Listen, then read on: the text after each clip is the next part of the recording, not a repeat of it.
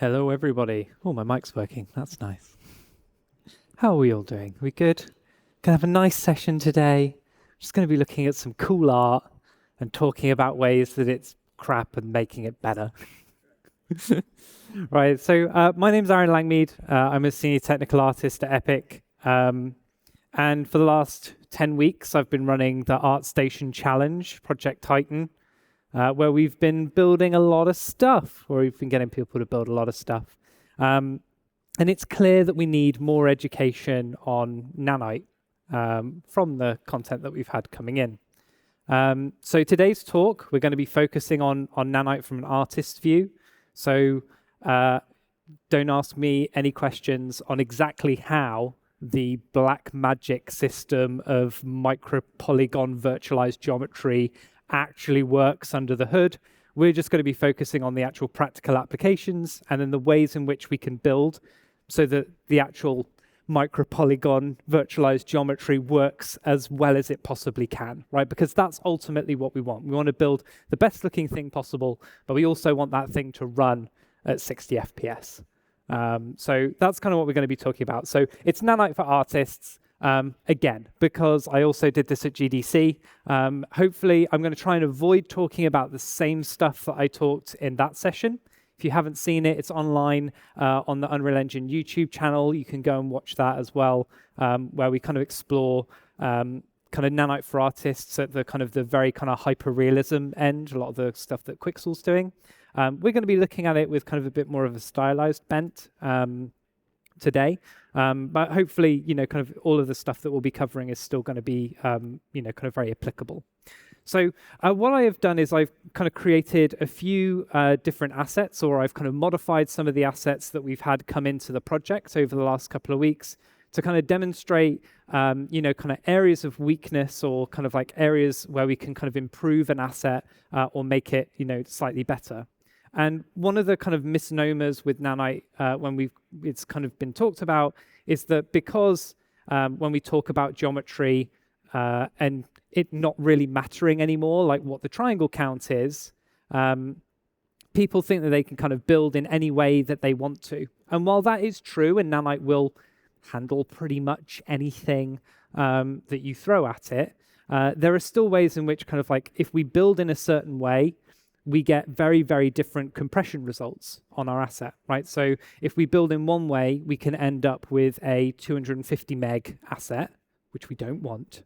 Or if we build in another way, we can end up with like a 12 meg asset, which, is much better. So what we want to do is we want to kind of think about these new things that are going to affect how we build. That's not necessarily the amount of geometry that we're using in an asset, but more kind of how that asset is built and how that asset is structured. So we've got a few assets here to kind of look at. These are kind of two that we got for the project. One was very clearly based on the other when it was built. So they started with this rock wall sculpt, which is constructed of lots and lots of individual rock elements. And then they have kind of created a more simplified version where they've kind of cut out the interior of that structure for the cylinder where it's never going to be visible. And the kind of the problem with a lot of these assets is that we're introducing a lot of disassociated geometry, so geometry that's not connected together.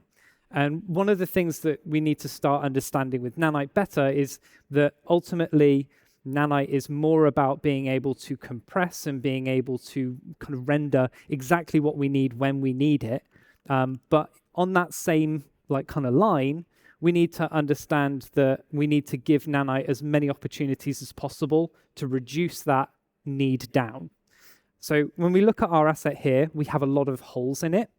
So this is, kind of what we'd call very porous geometry, lots and lots of little gaps and lots of little spaces.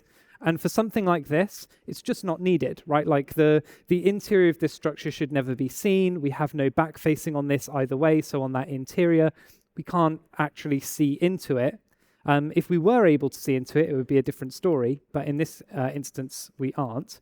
So what we really are better off doing is going in and adding a second pass, right? So again, with Nanite, it's not always about just bringing in the high poly you've been working on and chucking that in into Unreal. We might still want an extra step in there so that we can just get the most optimized result. So in this instance, the best thing that we can do is turn that asset into a tiling texture, right? And then apply that onto our asset. So nice and easy to do. I'm not going to bore you with how we go about making a tiling texture because I'm sure you'll already know. But we've got the tiling texture version here. And what's great about that is that we get we can get a much higher texture resolution because we're not going in and having a unique unwrap on our asset, which this person had done with theirs.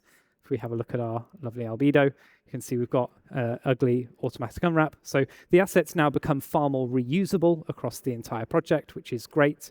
And then we can also, kind of get much better change from this. And the way that you should look at this is we have a ton of Nanite visualization modes.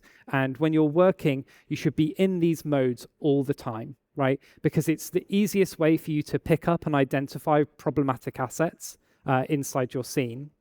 So when I look at these two assets side by side, so my original source asset and my new asset, we actually get a much higher end resolution on that new asset. So you can see that as we kind of zoom in, we get those kind of more densely packed clusters and triangles being swapped in. And with our original asset, we're seeing far less of that happening.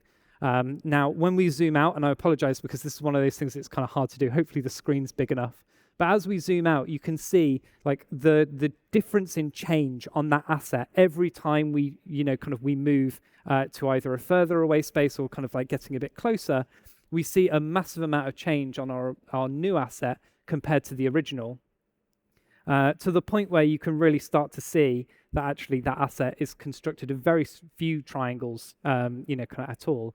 And this is, kind of the beauty of Nanite, right? Is that you can bring in your, kind of massive triangle asset, and the way that you end up getting that rendering is not that it just brute forces and renders all the triangles. It's that it's actually going, well, how many triangles do I actually need to accurately represent this surface? So the more that we can do to kind of and more that we can see those triangles changing and adjusting based on that distance, the better of a job that we know that we've done. We've given, we've given Nanite the best case of being able to do this. And this is true not just for like actually physically connected triangles, but in other instances as well. So for example, if we split an asset on smoothing groups, that's almost an equivalent to a geometry split, right? So it will it will create a hard edge there that Nanite is going to do a worse job on reducing down. Same with UV seams as well.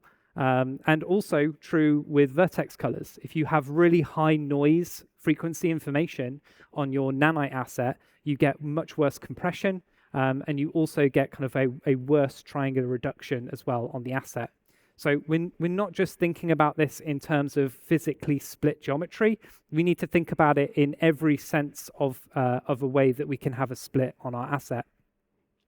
And one of the things that I see this the most in, certainly on the project, was on things like tiling, right, or tiled roofs. We often will build this by creating a couple of sculpted elements, and then we just tile them over and over again and repeat, right? When we do this, it creates a lot of issues with our asset, and I've kind of tried to brute force it a little bit with this version on the right. So I have the Nanite asset on the left, I have the disabled version of Nanite on the right, and so again, we're thinking about this in terms of multiple platform distribution. If we're making a project that's both for PS5 and for Switch, or even kind of like PS4. And Xbox, then we need to be thinking about this as well. And what I've done is I've just whacked up the LOD count on this so that it's really, really aggressive. And as I zoom out, you can see that we get this reduction. So I kind of start with my fallback mesh, which is my LOD 0. Then it splits to LOD 1, not too bad. And then we get to LOD 2. And you can see that we get all of these holes appearing in the asset. And this is happening because there's only so far that this asset can reduce down before it has nowhere else to go but to start killing triangles that actually affect visibility. And you can even see this, again, this might be a little bit hard to see, but it's very quick and easy to make an asset like this and bring it in. But you'll actually start to see this on this asset as well, once you get to a certain resolution. So can you see about here, we start to get that kind of like disappearing of the asset. And that's because Nanite is trying to reduce the geometry down as much as possible. And it reaches a point where it has no other area to go because it's using all of these disconnected, kind of triangle groups. So it reaches a point where it goes, I'm trying to reduce this geometry down, and it can't.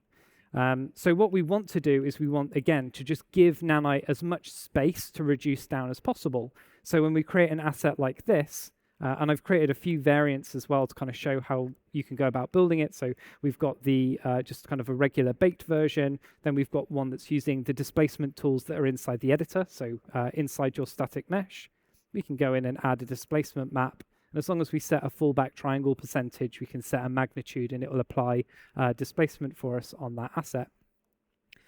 Or we can just do it in, kind of Blender or Max or Maya or whatever. But if we bake that asset down onto a flat base and then use, kind of some original geometry pieces to represent the edges, so we fill in those gaps with a bit of geometry, you can see straight away we're going to have a much better space to fall back on because now all of our triangles are connected. We don't have any variances on that. So as we kind of go down, you can kind of see all of the assets. This starts to reduce much better, right? And it keeps its original volume and its original space far better as well. Again, apologize to everyone, squint a little bit so you can really see the kind of geometry that we're working with.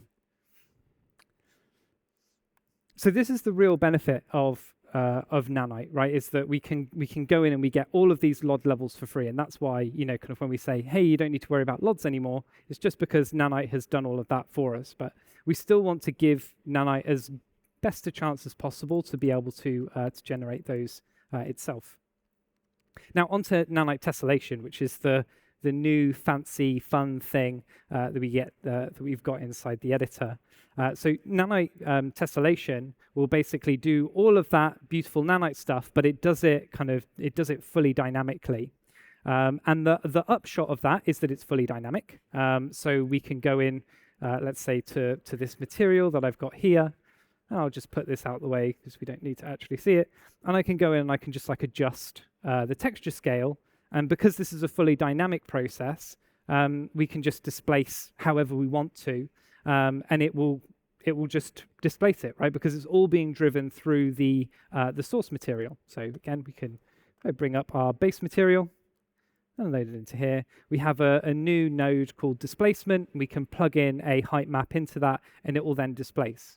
Now we are limited with that in that it will only accept a grayscale input, and it will only displace on the normals of the surface. So as you can imagine, that's going to potentially introduce a lot of cracking into your assets if they aren't smoothed correctly. We'll just wait for it to update its texture streaming, which it seems to want to do now. Are we done? No? Can't cancel it. We'll go in. So, like I said, the advantage of this is that it is a fully dynamic process. But the downside of this is that it's a fully dynamic process, right? Which means that it's far, far less performant than something that is pre-processed. So again, if we go into our nice Nanite visualization triangles mode, you can see that we have significantly higher geometry representation on the Nanite tessellated asset, which is great if we need that. But you'll see that as we kind of move our asset back and forth, I'll just slow down my camera a bit, you'll see that we get far less change on the asset. And that's because when we use Nanite tessellation, it's a purely fixed tessellation level. So it will reduce based on distance from the camera, but it doesn't do it intelligently.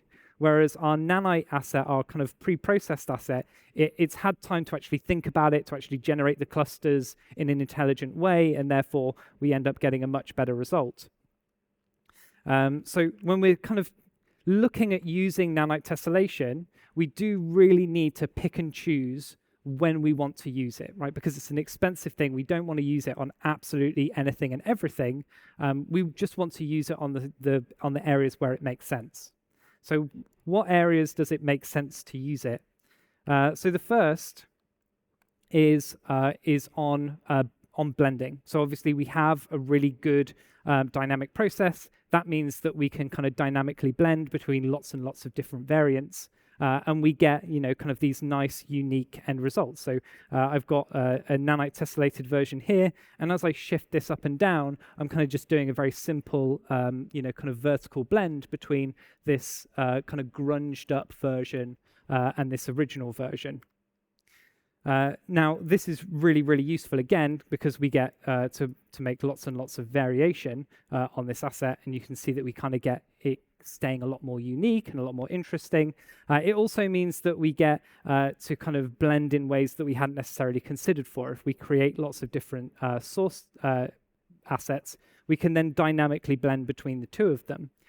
Because one of the really nice things about Nanite tessellation is that it works on material layers. So we can go in, we can create a base material layer. So it's that, in that case, it's just this original stone. And then we can create a top layer, which is the grunged version. And then we can choose how we blend those two things together using a blend asset. So we can split off a load of this content into standalone elements. So we can create custom material functions that control how we're going to blend assets together, and then we can create custom layers that we can then drag and drop and chop and change to create different effects. So we've got, again, another one here that's using the exact same blend function, but with two different layers to kind of give me this kind of plaster mixed with original stone right there. So we get all of these kind of nice layers on top of that. And the really cool thing about this as well is that because this is all dynamically displaced, when we turn off Nanite, we actually get a much lower polygon end result, right? Because we can't, it's quite difficult for us to displace on something that has already been displaced. So ideally, we want that source asset to be a simplistic representation of the original surface so that we have an easier kind of time of displacing the asset.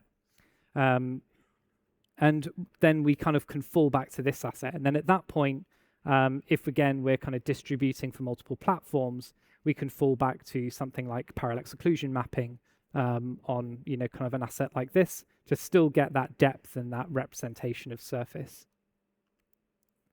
So we can do some really cool stuff with Nanite and Nanite tessellation.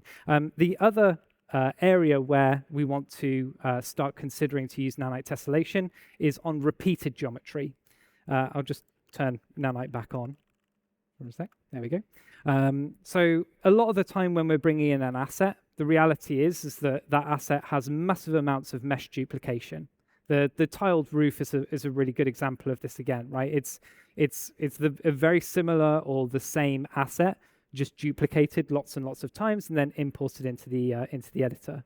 And that's all well and good. But if we take a look at some of the source data on this, this tile piece is 4 million triangles, which is quite a significant size on disk, 45 meg.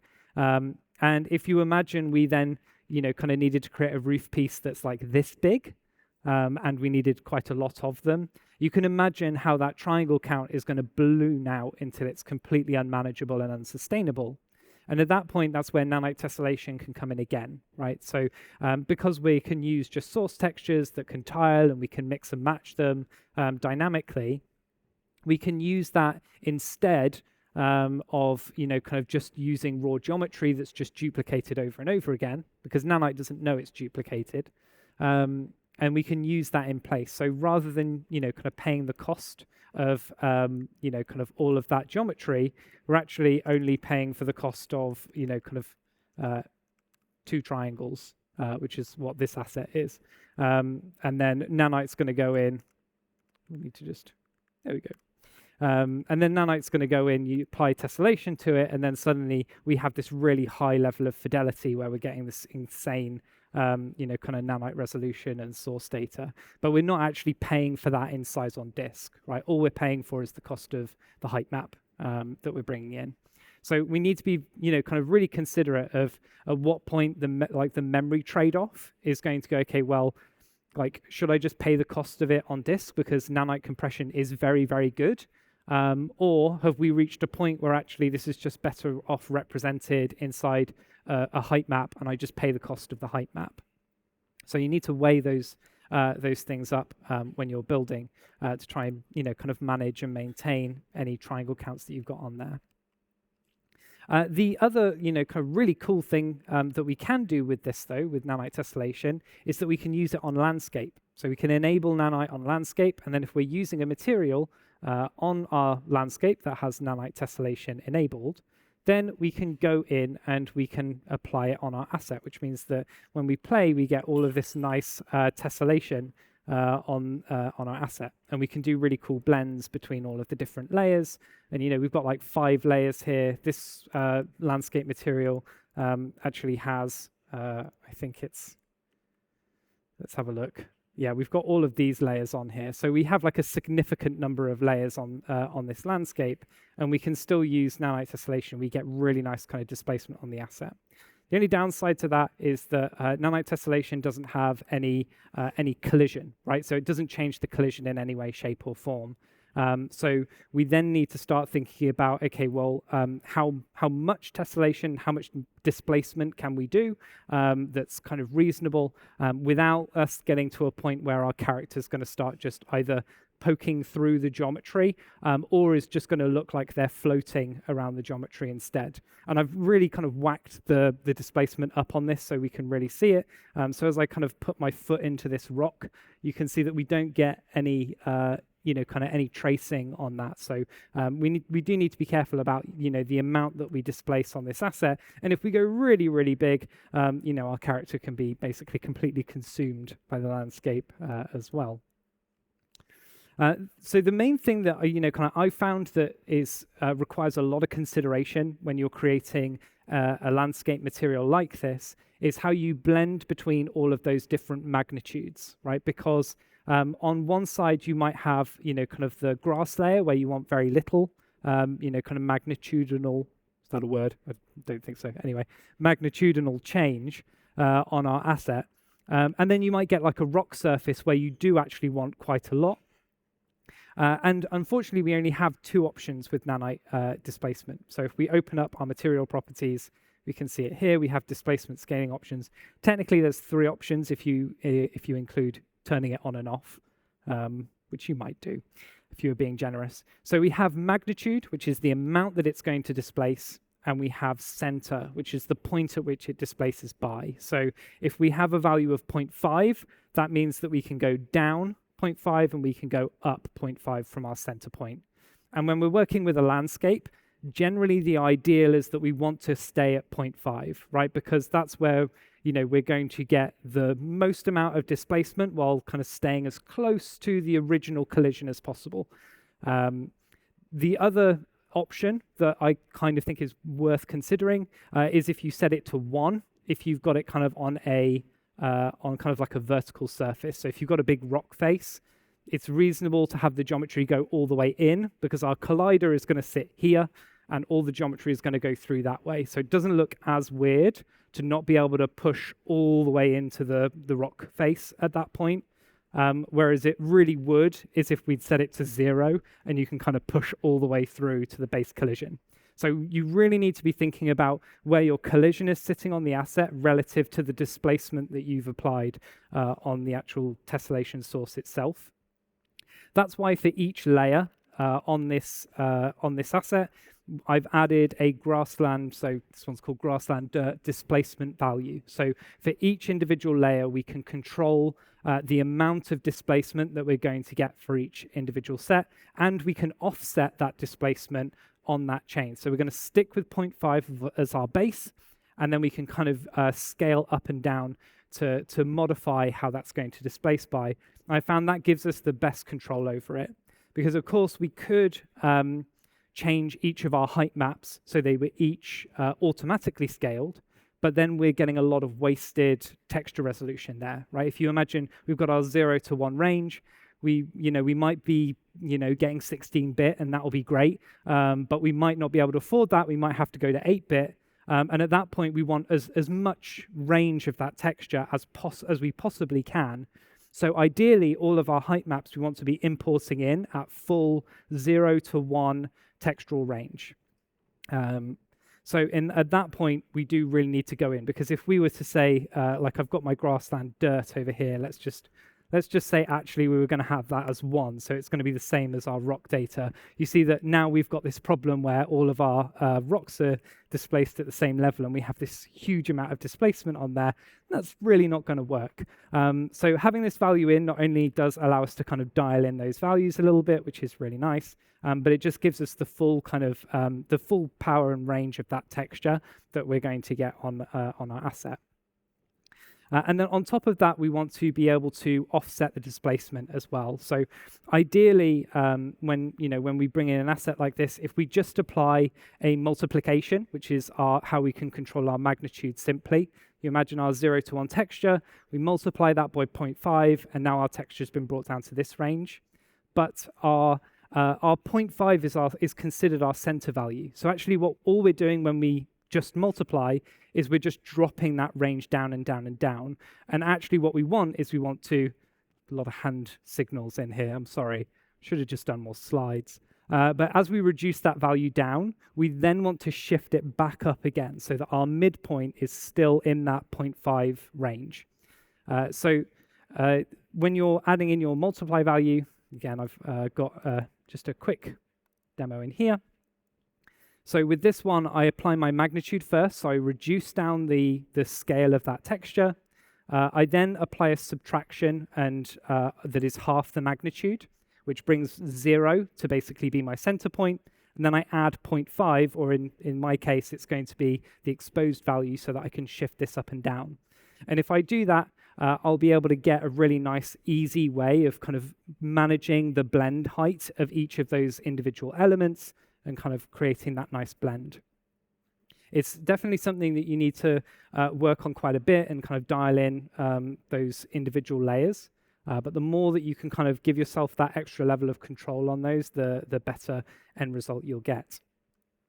Now, one of the streaming data, you're killing me today. One of the other really cool things that we have as part of Nanite Tessellation, because you may be thinking, well, that's all great, but now I've got like 100 different landscape layers to deal with. Well, we have the really good thing is that we've got runtime virtual textures supporting displacement. So all we need is an additional RVT. You can see we've got one here, which is my standard base color, roughness, normal, specular, so on. We have our height map displacement, and now we have a third option, which is called displacement. And that is just set with our virtual texture context of displacement, and we can go in and add that. And that means that all of this displacement that you're seeing here is actually being driven straight through the RVT rather than the original source landscape material. So that's going to keep my shader on the actual landscape performant because I'm just sampling my RVT. And it means that I can get away with a lot more layers on my landscape because it's just caching those into a virtual texture. So I'll show you the landscape setup very quickly. You can see all of my landscape layers going in there. We've got quite a few more that we still need to add. That gets read through straight into our RVT texture output. And then inside our actual landscape, what we're going to display, which is this value here, you can see that we have that standard base color, specular, roughness, normal coming in on our base asset. And then we also have our displacement texture feeding straight into the displacement input. Now, the downside of this is that you lose a lot of the dynamism of displacement because this is a fully dynamic process. So we could add a panner to our height map if we wanted to, and we would see it kind of like all shifting and moving around. But if we feed this into an RVT, we lose a lot of that because the update doesn't feed through as quickly. So when you're using this, if you're using RVT, you just got to keep in mind that you're kind of sacrificing the ability to do some of those dynamic processes in exchange for a slightly better performance. But the upshot of that is that, we get suddenly, we're not having to work at like 1 pixel per meter on our landscape anymore. We get to, work at a significantly higher resolution.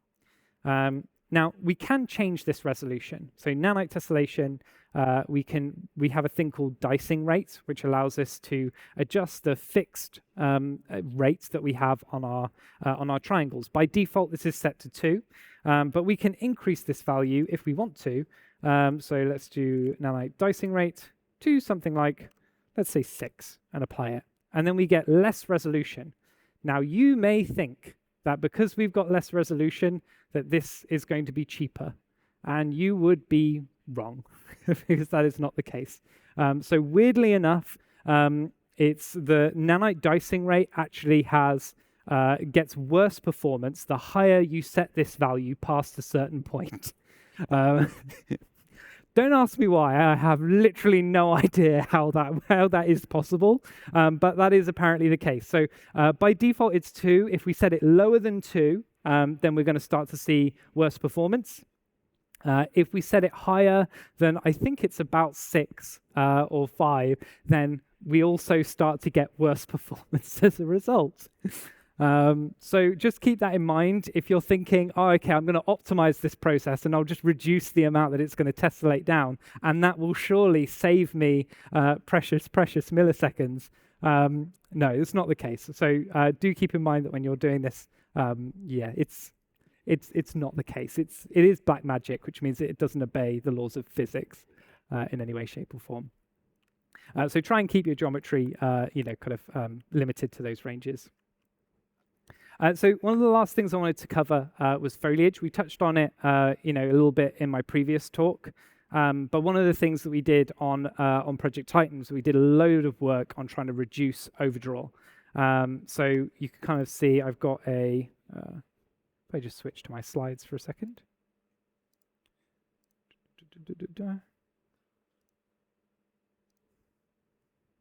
We'll just skip through.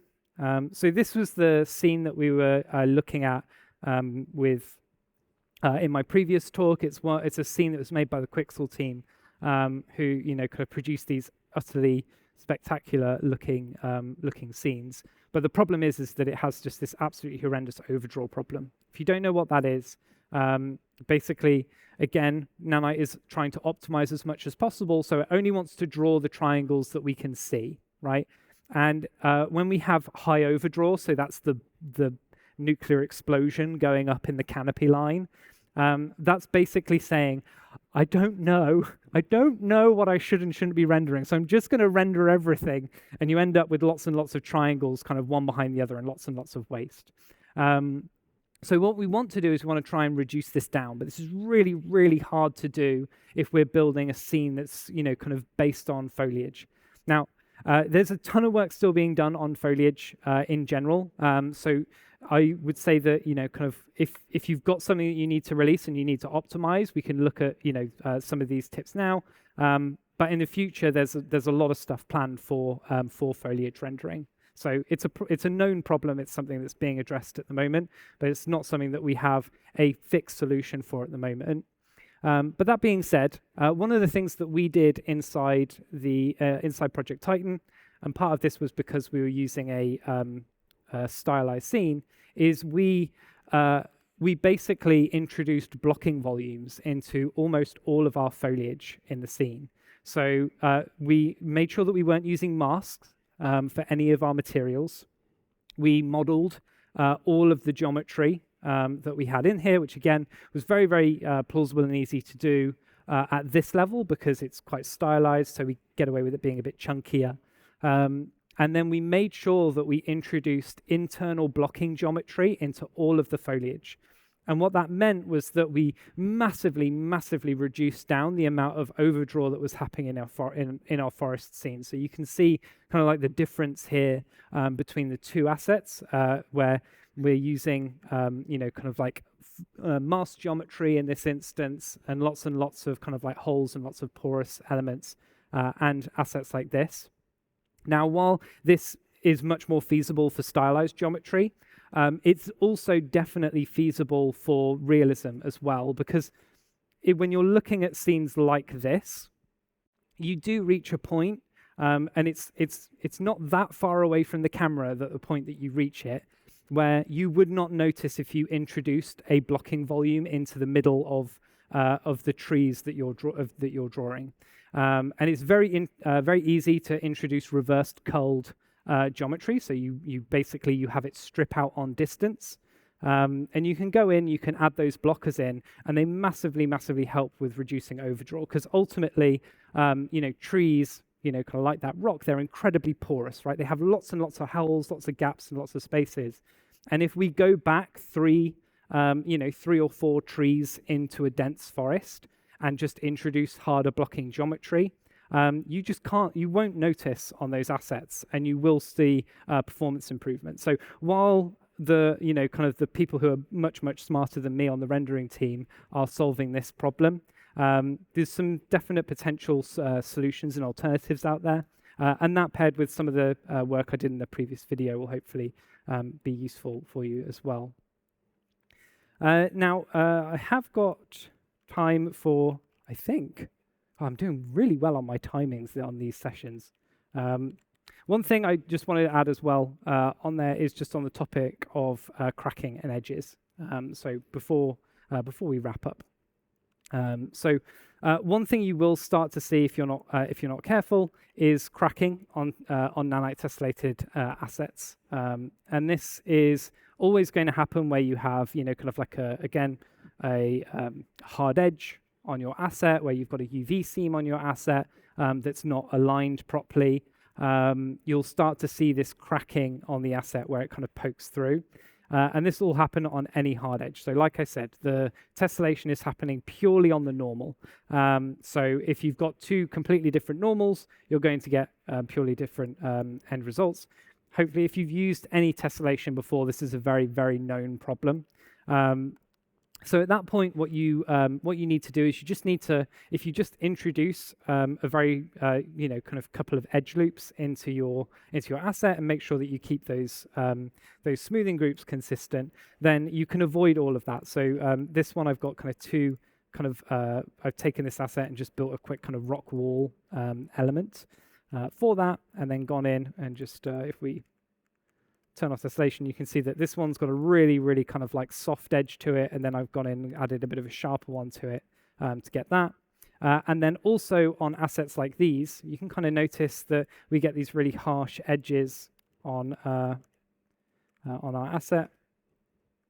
No, I don't want to do that. There we go. We get these harsh errors on our asset, and that's actually something that the original source kind of didn't have. So all we need to do at that point is just introduce a little bit of lip curl into the edge of that geometry, and that's going to let us kind of fake some of that edging that we originally had before on our asset.